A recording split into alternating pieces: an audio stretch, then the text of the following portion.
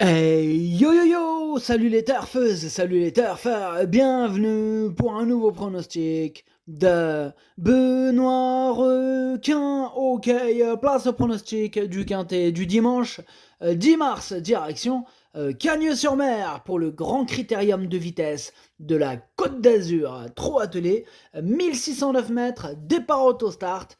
13 partants, réunion 1, course 4, indice de confiance 3 sur 5. Petit retour sur le quintet du vendredi 8 mars. Ah, c'est le capitaine et chef de liste qui complète l'arrivée de ce quintet dans mon prono. Et cette vidéo, je la tourne avant l'arrivée du quintet de ce samedi. Je reviendrai dessus demain. Ok, c'est parti, on commence le pronostic et on commence avec le numéro 1. Vernissage griffe et on écoute l'entraîneur Gennaro Recchio d'ailleurs qui est là, bonjour Gennaro. Sì, ciao, vernissage griffe, il a dit renoncer au prix d'Amérique en raison d'un poumon sale. Il n'a pas couru depuis... Il n'a pas couru depuis, oui, mais il a effectué un bon travail public les mois derniers à Bologne. Il a encore gagné en condition depuis. Je pense qu'il est à 90% de ses moyens. Il se plaît sur la distance. Les numéro 1, il peut être à double tranchant, mais il sait partir. J'espère les voir terminer dans les 3 ou 4 premiers. Ok, merci, Genario Recchio. Bien, ciao. Ouais, salut, Gennaro. Alors, ce numéro, moi, il me plaît bien. Je l'ai mis cinquième. Je pense qu'il peut en faire souffrir plus d'un sur sa route. On va le garder à l'œil, celui-là. On passe au numéro 2, Émeraude de Bay. On écoute Benjamin Gotz. Émeraude de Bay a été époustouflante ces derniers temps et assez malheureuse aussi. Bon, alors, pour éviter qu'elle joue de nouveau de malchance, on va essayer d'aller en tête, plutôt d'aller tête et corde et de faire un peu de train. Comme elle n'a pas pris dur durant le meeting et avec des parcours à l'économie, elle est en super forme. Elle s'élance avec ma confiance. Il est confiant Benjamin avec ce numéro 2, Emeraude de Bay. Moi aussi il me plaît beaucoup, il fait même partie de mes préférés, je l'ai mis très haut, je l'ai mis troisième. On passe au numéro 3, Innamarosa, et on écoute Léo Abrivard. Innamarosa est au top aussi, j'aborde sereinement cette course. Elle a hérité d'un numéro favorable. Passer d'un 4150 mètres au mile ne posera pas de problème. Elle s'adapte à tout. La longue ligne droite de Cagnes devrait lui plaire. Je crains tout le monde et personne. Bon, ce sera une question de parcours. On vise le podium. Ouais, il vise le podium et il peut y arriver. En tout cas, c'est ce que je pense. Moi, je l'ai mis quatrième. On passe au numéro 4, Go On Boy, et on écoute Romain Derue. Go On Boy fait partie des 3 ou 4 belles chances de l'épreuve. Je le laisse ferrer comme dans le prix de Belgique. Vu la météo annoncée, ce ne sera pas plus mal. Il sait venir de derrière comme aller de l'avant si besoin. Après le prix de France, il est allé au haras de Sassy avant de revenir. Il n'est pas démonstratif le matin, mais il est bien frais. Je vise la victoire. Ah, ce numéro 4, c'est tout simplement lui mon préféré. Et je l'ai installé en tête. En plus, il a hérité d'un excellent numéro. Là, tous les feux sont au vert. On passe au numéro 5, Vivid with As. Et on n'aura pas les commentaires de l'entraîneur. C'est Alessandro Gossiadoro qui est parti pêcher tout seul. Amuse-toi bien tout seul. Alors, ce numéro 5, lui aussi, me plaît beaucoup. Il fait partie de mes préférés. Je l'ai mis deuxième. On passe au numéro 6, Hookerberry. On écoute Nicolas Bazir. Hookerberry l'a très bien fait dans le prix de Paris, mettant son cœur sur la piste. Bon, ce n'était pas une surprise. Ici, on aborde le mile, qui n'est pas sa distance de prédilection. Mais le profil plat va jouer en sa faveur. Il y a quelques ogres en moins. Il peut décrocher une belle place. Il peut décrocher une belle place, nous dit Nicolas Bazir. Ce numéro 6 me plaît bien aussi, que j'ai gardé et j'ai mis exactement 6ème. On passe au numéro 7, Bluff Dipa, et on écoute Holger Klaus Ellert. Bonjour Holger. Ja, bonjour. Bluff Dipa était un peu fatigué après sa dernière course. Je l'ai laissé au repos. Désormais, il est revenu très bien au travail. Je pense qu'il est prêt à descendre sous la part des 1-10. Avec un bon parcours, il peut prendre une place. Ok, merci Holger Klaus Elert. Alors, ce numéro 7, lui par contre, je l'ai pas retenu. Il est tout seul sur ma petite liste des possibles troubles faits. En même temps, hein, il y a que 13 partants. Voilà pourquoi la liste est minuscule. Et voilà, c'est lui le chef et le capitaine du coup. Ah bah oui, comme il est tout seul, bah, il est chef et capitaine automatiquement.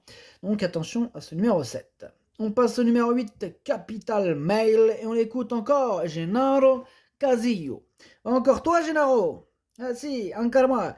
Alors là, tu nous présentes Capital Mail, hein, le numéro 8, et on t'écoute Gennaro.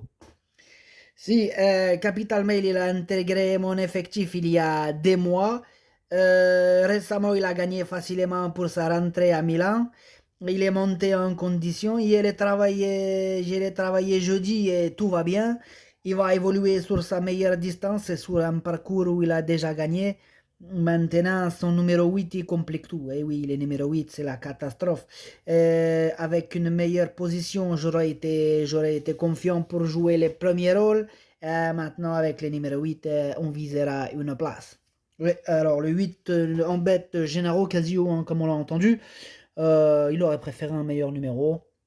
Pas facile à gérer ce numéro 8, hein, surtout quand il y a quand il y a du haut niveau dans la course. Évidemment que ça aurait été préférable pour lui pour avoir une belle chance, hein, ou d'augmenter ses chances, hein. Évidemment qu'avec un numéro 3, 4, 5, ça aurait été parfait pour lui. Bon, il est hérité du 8, il va faire ce qu'il peut. Sur sa classe, Capital Mail va tenter de quand même terminer à l'arrivée. Moi, je l'ai retenu d'ailleurs et je l'ai gardé en bout de combinaison. On passe au numéro 9, Eliade Dugoutier, et on écoute Sébastien Garato.